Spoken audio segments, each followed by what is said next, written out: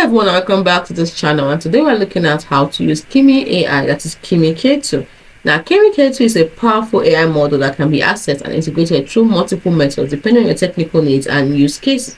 Here's how you can start using it. Now you can try it on kimi.com. No setup is required. Just access Kimi K2 for free through the official web and mobile app. Use the researcher feature to interact with model and agentic capabilities such as the document summarization, reasoning, and intelligent search. It is ideal for writers, students, researchers, and knowledge workers. But you can use it with API, or what they call developer access. Kimi K2 supports an API interface that is compatible with OpenAI and Anthropic standards. It easily integrates into your application, chatbots, or workflows using SDKs like OpenAI, LangChain, or Anthropic.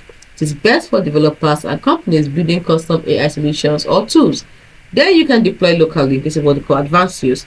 Host Kimi K2 on your own hardware or cloud infrastructure. It's compatible with performance-optimized framework like VLLM, SGLang, K-Transformers, Tensor, RTLLM. It is ideal for privacy-focused enterprises, AI researchers, and high-performance computing environments. Then customize and scale. You can fine-tune the open-source Kimi K2 based model for specialized use cases. You can use the Kimi K2 instruct version for ready-to-use conversational or agentic tasks.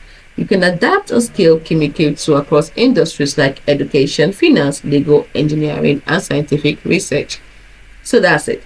Now the key models or the research of Kimi AI. Everything you need to leverage cutting-edge AI technology for knowledge, reasoning, and coding tasks. You have Kimi K2, Kimi Researcher, Kimi Developer, Kimi Audio, Kimi Prober, that is, get a preview of that, Kimi VL, Moan, MOBA, Kimi K 1.5, and Mooncakes. So these are all the models you get access to.